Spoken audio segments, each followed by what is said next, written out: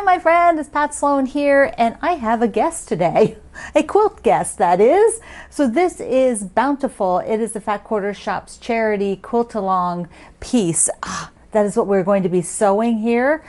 Oh, isn't it gorgeous? It is done with Corey Yoder's Sun-Kissed, right? No, Sun-Washed, her Sun-Washed fabric line, and it is quilted in a Baptist fan. So I will tell you a little bit more about this towards the end of the video. But first, let's talk about sweet childhood memories. So what do we have? Bedtime routines. Now this is like you might be thinking about your own bedtime routine or that of your own children or your grandchildren, maybe some kids you've watched when you were babysitting. But bedtime routines are important, and I just have something funny because when I was a kid, apparently I did not want to go to sleep when it was told to go to sleep, and so they would put the fence across my room, and then I would just lay on the floor and scream and cry until I fell asleep on the floor. This apparently was my bedtime routine for a little while. My poor parents. So here's the block. Okay. Da-da-da. One of my favorite all-time blocks, and I'll tell you why when we look at the fabric over on the other side. This is a really big favorite of mine because when I first started my business, this was one of the first blocks I used in a pattern. Not the first, but one of the first. So I have a long love of the Rosebud block. And I will show you here now before we go on to the colors. I did it with just a little sashing to show you. Wouldn't it be fun, scrappy? You could do each of the Rosebud blocks with 2 different fabric combinations. You could even mix up the background colors. That would be so cool. And I think this fabric line I'm using would be so pretty done like that.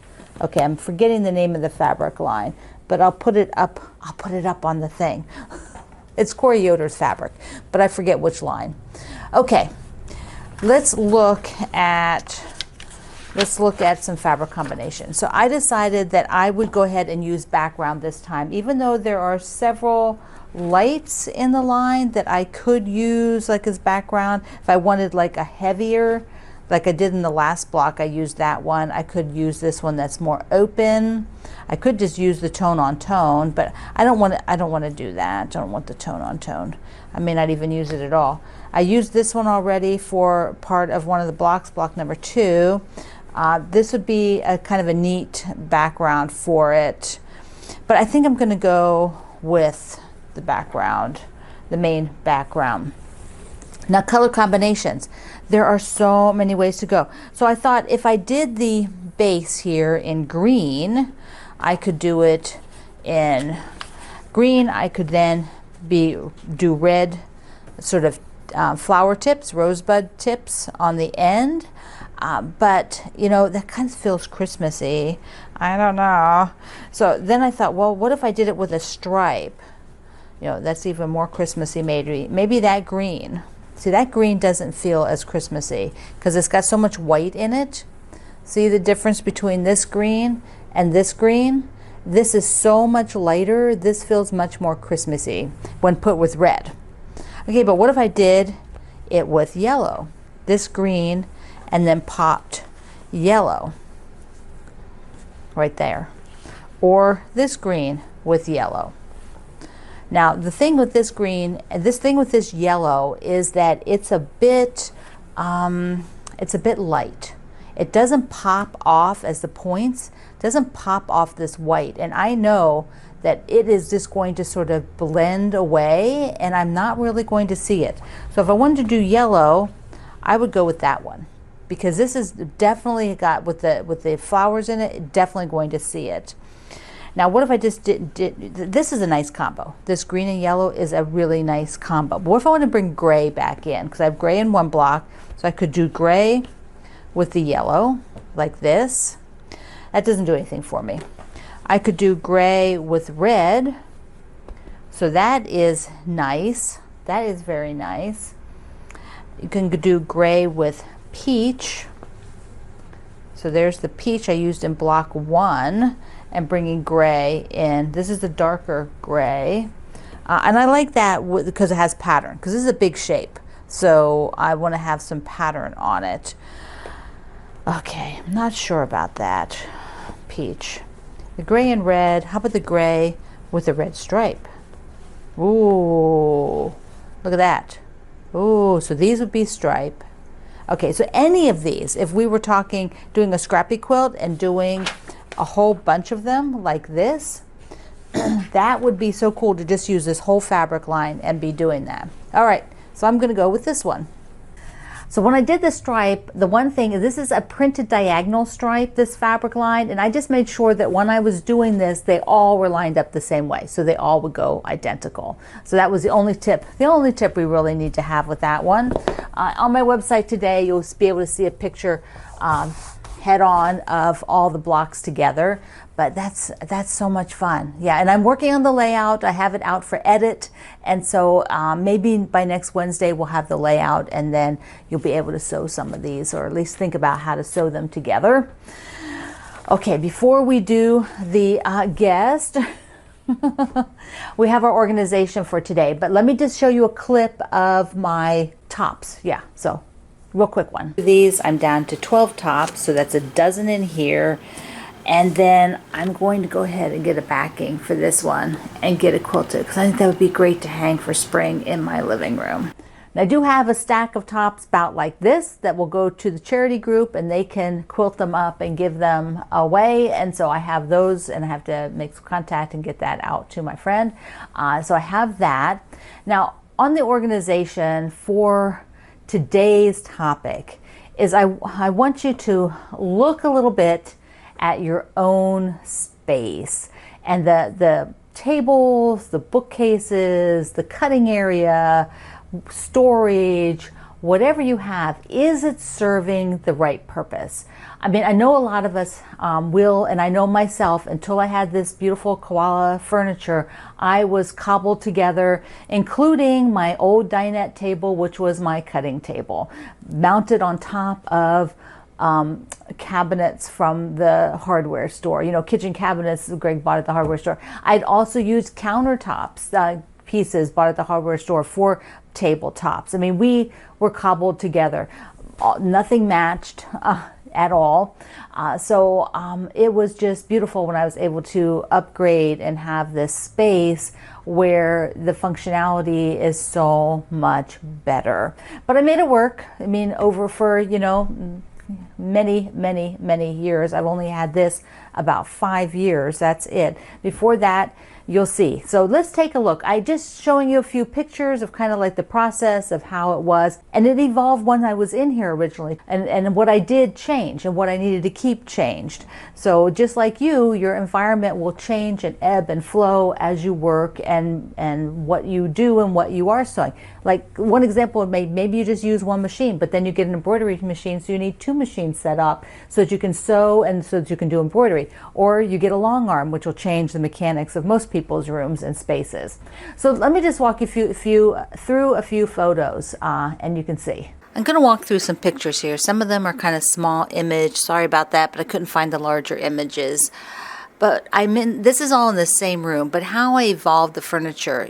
Start out, you can see my desk, which I use the same desk, but I don't have that L shape, which is a bookcase. That's in the dining room now. But my center island, which I've had for a really long time, Greg bought some cabinets. There was our kitchen cabinets underneath and with doors, and then the top was our old dinette set, our very first table, a Formica dinette set, dinette table, and depending on what room I was in the house, that would slide in and out to be bigger or smaller. But this was all in the space, these few photos here that you see. And then what happened is, you know, I had more stuff. My business had been going for longer, so I had to get more shelving. Then I had to get some heavier duty shelving because fabric is quite heavy. And so, you know, this evolved. Eventually, I started working with the baby lock, Koala Studios company, and I was able to get this white koala furniture. And so I'll show you a few little pictures of that. One there, the very first that I show you, is just how we had to clear the room out. You can see where the desk was before we cleared it out. And then, moving everything in. I had done pictures ahead of time, so show you some of those where I sort of mocked up, drew on it, where I thought things would go, because some of these pieces are also very, very heavy, and they were delivered and set up by the company, people that contract with the company. So I needed to know exactly where they were going. And so everything was out of my space. It was totally empty. And then I started to fill it up again. So that is sort of the progression, and why I feel like it's important for us to look at our furniture and know what works and what will work for us, in the future possibly, but really what is working for you now. So that is real life and how it's changed, and the process became a little bit different. So, and the environment now is, I'm so happy with it. It's so beautiful, and it's so ergonomically wonderful. I mean, I still wish I could find a white desk. And Greg said one time, he'd paint it, but that's a pain in the butt. So, but I still have not been able to find a white desk, because now I need a pull-out tray because of ergonomics, and they don't really come with the pull-out trays anymore for your keyboard. So anyway, I just haven't found one for that small of a space that works. Okay, I also have, before we get to Bountiful, I also have some blocks by you, your last Wednesday blocks for your favorite book. So let's take a look at those. Adriana's kicking this off with her gorgeous teal and that green dot with the teal. I love that combo. Can't wait to see your whole quilt. Angela has Alice in Wonderland. Yay! Beautiful block. And Alice, always love Alice. Barbara's is got a family portrait here of all 3 blocks. So I have a couple of those today. People are showing all 3 blocks together. It's so fun to see that. Your blocks are gorgeous. Brenda also did 3 blocks, and she said she's using up some Christmas fabric for this one. It's going to be a great Christmas quilt because it's looks like a little more versatile. Maybe you can leave it out for the winter too. Sedwin has gorgeous dots. This looks like maybe some Tula Pink. I know the bird fabric is Tula Pink. I think she's deciding which block to use, yellow or teal. Sherry shared her favorite book, Sylvester, The Mouse with the Musical Ear. How sweet. Now, a few of you did the bonus project. Clovis, so cool. I just love this. It's so cool. Look at that fabric. A couple other of you have done this too, so keep watching. Diana, I love the gray and that sort of chartreuse, that green. Beautiful. Here we go, another bonus from Joe. Look at that. Beautiful, beautiful, beautiful. Looks like it's batiks. Here is Lynn with another family portrait of her group together. Those are beautiful florals, just gorgeous. I love that pinky purple. Peggy's family portrait are shades of blue with a polka dot. Oh, love that polka dot. That really is awesome. Rose also did the bonus project. Look at that. That is wonderful. I love it. Now I want to do one. I haven't done one yet. And we'll finish up with Sherry, who has the book I Like Red, was her favorite childhood book, which I have never heard of. That was just not one that came across when I was a kid. I wish it had. So now I kind of want to read that. Love your block. Love that plaid and the polka dots. Plaid and polka dots. Just throw a stripe in there and it is heaven. Thank you everyone for sharing your gorgeous blocks. All right, Bountiful. This is the Fat Quarter Shop's charity project for Make-A-Wish. That is who they are supporting, the Make-A-Wish of the chapter near the Fat Quarter Shop's location in the Austin, Texas area. So that's where that's the way Make-A-Wish works. It goes towards a certain location, and because Kimberly and Kevin Jolly live there, they can go and participate in everything. So it makes the most sense. And they are looking right now. We're working on a couple of different donation levels, but the first is to hit 20,000. When you hit 20,000, then the supply list for this project is released. The cross-stitch part is released so that you can see the supplies for that, and The kit then can also be ordered now, so you can also order now. But when you make a donation, that is for the patterns, and then the patterns are free, but we ask that you make the donation for Sewing Along because it is a fundraiser for Make-A-Wish. Their ultimate goal is 100,000, which will do many wishes for many children. Now the kit, I'll just show you the box. The kit comes in this gorgeous box. Look at this. And it has the magnetic close on it. And it has Corey's fabric. And then when you order the kit, you also get a printed copy of the pattern and supply list. So like there, you can see, and it's all in color, and it's really nice weight paper. So there is the fabric. So this is a bonus from ordering the kit. You get the beautiful box, and you get a beautiful printed pattern to go with it. Now, there's also, let me just show you the back of this, because there's a butterfly piecing on the back. There, do you see? Oh, I love that. That is so nice. Let's take a little close-up of the Bountiful quilt so that you can see. Oh, look at the plaid. Look at that plaid. I love it. And the plaid comes in yellow and I think the pinky peach. Look at the butterflies. I really like that split butterfly. You can really see it good on this one. How it's a split butterfly and those great big flowers.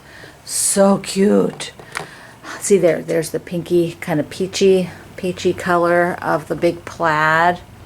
Look at this. There's the blue again. Just so awesome. And you can see the quilting on here, which is this great Baptist fan. And then the backing, I will show you the butterflies. There we are. Oh, that is so cool. I can't wait to do that for the backing. Just a nice unexpected, and this is a gorgeous backing fabric for it. Love, love, love this fabric line. Hope you get your kit. So the tulips and the flowers, this one is quilted in the Baptist fan. You can see them here, the Baptist fan and overall. But the butterflies, the tulips, the baskets. Now I am doing mine in French General because mine will be put up for auction as well as the fat quarter shops, and there'll probably be another one or two that are usually up for auction. And so I am going to do mine in a different fabric line, so mine will look very different, and using this for the background. So it is going to be spectacular to see it in this blues with a little bit of taupe in there.